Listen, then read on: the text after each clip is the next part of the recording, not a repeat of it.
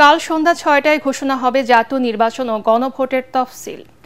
রাষ্ট্রপতি মোহাম্মদ শাহাবুদ্দিনের সঙ্গে নির্বাচন কমিশনের বৈঠক শেষে ব্রিফিংয়ে এই তথ্য জানান ইসি সচিব আক্তার আহমেদ। জানান, অবাধ ও সুষ্ঠু নির্বাচনের জন্য সর্বাত্মক সহযোগিতা আশ্বাস দিয়েছেন রাষ্ট্রপতি। বিস্তারিত জানাচ্ছেন ইয়াসিন রানা। রেওয়াজ অনুযায়ী জাতীয় নির্বাচনের তফসিল ঘোষণার আগে ভোটের সার্বিক প্রস্তুতি সম্পর্কে অবগত করতে রাষ্ট্রপতি মোহাম্মদ শাহাবুদ্দিনের সাথে সাক্ষাৎ করে নির্বাচন কমিশন। বুধবার দুপুরে বঙ্গভবনে প্রধান নির্বাচন কমিশনার এএমএম নাসির উদ্দিনের নেতৃত্বে ৪ নির্বাচন কমিশনার ও ইসি সচিব অংশ নেন বৈঠকে। দুপুর 12:30 থেকে প্রায় 2টা পর্যন্ত চলে বৈঠক। এতে ভোটের সার্বিক বিষয়, তফসিল, ভোটার সংখ্যা, ভোট গ্রহণের সময় বৃদ্ধি, আইন শৃঙ্খলা সহ নানা বিষয়ে রাষ্ট্রপতিকে অবগত করেন সিইসি।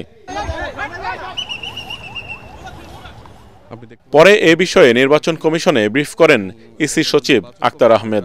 অক্টোবর পর্যন্ত ভোটার তালিকার ক্রম সংযোজন এবং বর্তমান অবস্থা, সেটা পলিটিক্যাল পার্টি রেজিস্ট্রেশন যেটা হয়েছে এবং পলিটিক্যাল পার্টি রেজিস্ট্রেশনের সর্বশেষ অবস্থা, জাতীয় সংসদ নির্বাচন এবং গণভোট, এই দুটো বিষয়ে কিভাবে আমরা করব, ব্যালট পেপারগুলো কিভাবে তৈরি করা হচ্ছে, সেই সাথে আমরা যে 1 ঘন্টা সময় বাড়িয়েছি, বললেন যে এটা যৌক্তিকভাবে এটা হয়েছে। উনি অত্যন্ত মনোযোগ দিয়ে যেটা জানতে শুনেছেন সেটা হচ্ছে আপনার out of country voting and in country postal vote.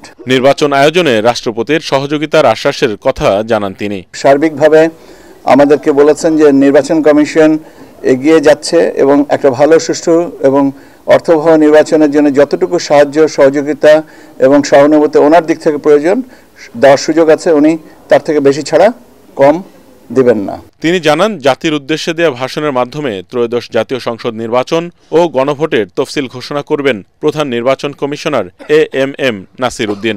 এরই মধ্যে তফসিল ঘোষণার ভাষণ রেকর্ড করা হয়েছে জানিয়ে আক্তার আহমেদ বলেন, বৃহস্পতিবার সন্ধ্যায় তফসিল ঘোষণা করা হবে। 11ই ডিসেম্বর সন্ধ্যা 6টার সময় তফসিল ঘোষণা করা হবে।